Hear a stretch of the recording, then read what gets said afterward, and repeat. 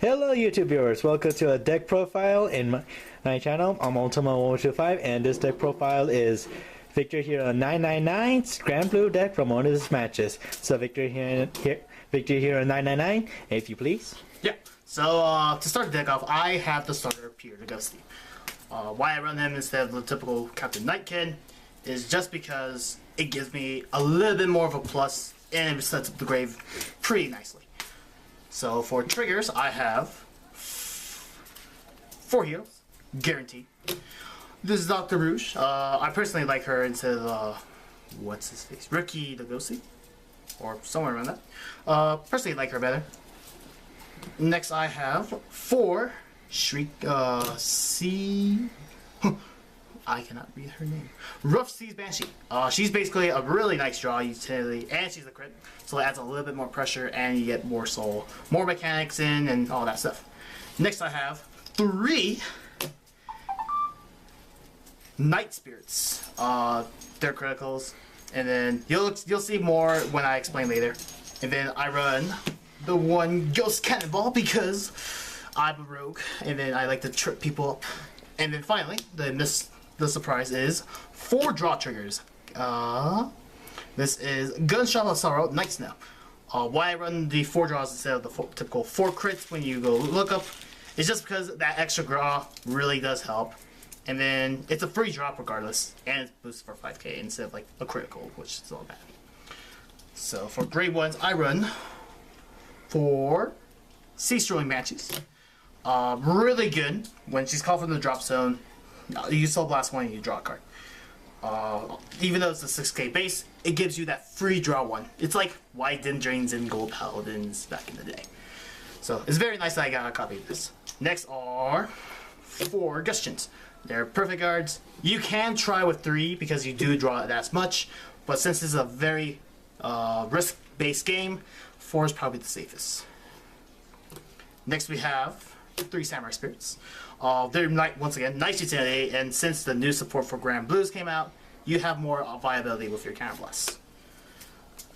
Next I run 2 Deadly Guy Romario. The typical 8k beater. Still good, he's still awesome. And he makes nice numbers with other units' nice numbers. And then, because I'm pro, I run the 1 Dancing Gutless. It's basically your Rising Phoenix clone, and you just Soul Blast to the draw 1. Next I run 4 Commodore Blue Blood. 10k beater, pretty simple. Nice right into. 4 Corroding Dragon, Courting Dragon. This is basically your 12k attacker when called from grave. Really synergizes with the break right coming up soon. And then for techs, I run 1 Deadly Spirit, 1 Skeleton Swordsman, and 1 Night Mist. Night Mist because, once again, just like the reasoning for Night Spirit, really good tech, and 3 counterblast. This one's just a 10k interceptor. Because you have the drop triggers, you can have more shields. And Deadly Spirit is basically the same thing with Night Mist. So for grade 3s, we have 4 Lord of the Seven Seas Night Mist. Break right, you really do need to ride it when you're playing a Granblue deck. What it does is on ride, limit break 4 on ride, and then you call 2 units from your drop zone onto the field, and they gain +5. They die at the end of the turn, but that 5k really gives it that much power. And then 3, what is it? Ice Prison Hades Emperor Cosias Weavers. It's a really good backup ride when you can't break ride, because you do get a utility. The problem is you will deck out a lot more quicker, and all that stuff. And then the 1 tech is Dead Dragon Undead Skull Dragon. It's basically a 13k attacker for Granblues. Really hits hard when you have it in a grave and when you do that break ride. And that is basically the deck profile.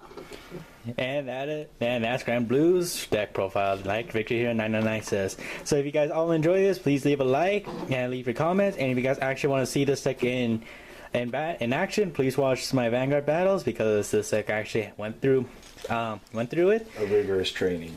So please leave a like, subscribe to my channel, and I'll see you guys all next time on another Vanguard deck profile. Bye.